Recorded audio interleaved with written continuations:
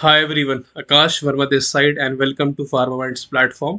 सो इस वीडियो में मैं एक बहुत ही इंपॉर्टेंट क्वेश्चन का आंसर करने वाला हूँ और क्वेश्चन ये है, should I complete 100% G PAT syllabus in order to qualify और गेट अ रैंक। तो क्या मुझे पूरा सिलेबस करना पड़ेगा तभी मेरा जी पैट निकलेगा? तो उसका सिंपल भाषा में आंसर है नहीं, नो नो। ठीक है, तो आपको पूरा सिलेबस करने की ज़रूरत नहीं है।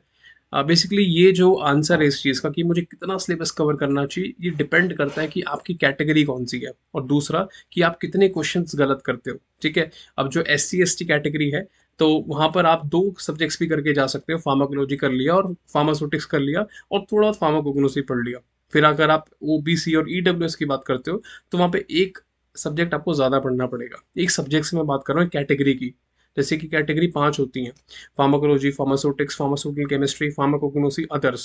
तो पांच कैटेगरी होती हैं जो पूछी जाती हैं। तो एस सी की अगर मैं बात करूँ तो दो कैटेगरी पूरी पढ़ ली और एक कैटेगरी आधी अधूरी अपने कर ली। फिर ओबीसी की बात करूँ तो आप वहाँ पे थोड़ा ज़्यादा आपको पढ़ना पड़ेगा और जनरल कैटेगरी में सबसे ज़्यादा पढ़ना पड़ेगा। साथ ही साथ ये भी मैटर करता है कि आप कितना गलत करते हो। जैसे कि एक स्टूडेंट मेरे पास आया पिछले साल, उसने बोला कि सर मेरा फार्मास्यूटिक्स और कोलॉजी पूरा हो चुका है और मैं और नहीं पढ़ूंगा, मैं रिवाइज करके चला जाऊंगा।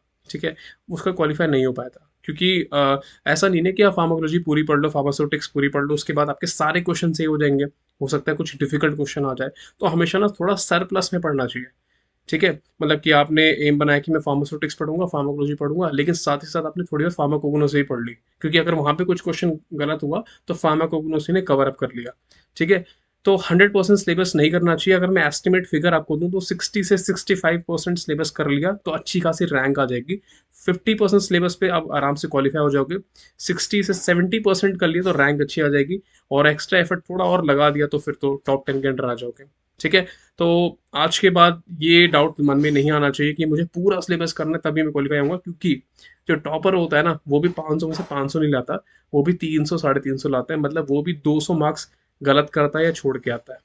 ठीक है, तो अपने दिमाग में ये चीज़ बैठा लेनी है कि यार मुझे ये सिलेबस है, 20 सब्जेक्ट से 20 में से मुझे ये सब्जेक्ट्स करने हैं। अब मैं ये बता देता हूँ कौन से सब्जेक्ट्स नहीं छोड़ सकते।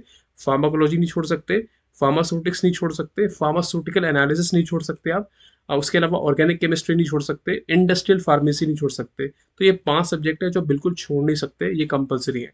लेकिन इसके अलावा जो 15 सब्जेक्ट्स है इसके अंदर आप थोड़ा हेरा फेरी कर सकते हो, कुछ सब्जेक्ट छोड़ सकते हो। ठीक है, तो ये पॉइंट्स मुझे डिस्कस करने थे और ये काफ़ी इंपॉर्टेंट है, क्योंकि पढ़ाई तो हमारी चलती रहेगी लेकिन स्ट्रैटेजीज हमें थोड़ी पता होनी चाहिए, ताकि मतलब होता है ना, एक समझदार स्टूडेंट्स को पता होता है कि हाँ यार ये चीज़ें करनी है, ये छोड़नी है। तो एक एंट्रेंस के अंदर जिसमें इतना सारा पढ़ना है, वहाँ पता होना बहुत ज़रूरी होता है कि अच्छा ये पढ़ना है और ये छोड़ना है। छोड़ना भी पता होना चाहिए क्या छोड़ना है। ठीक है, तो thank you for watching and मैं अपकमिंग वीडियोस में और भी स्ट्रैटेजीज लाता रहूँगा जो आपको हेल्प करेंगे जी पैट, नाइपर और अदर फार्मा एंट्रेंसेस में एक्सेल करने के लिए। Thank you so much for watching.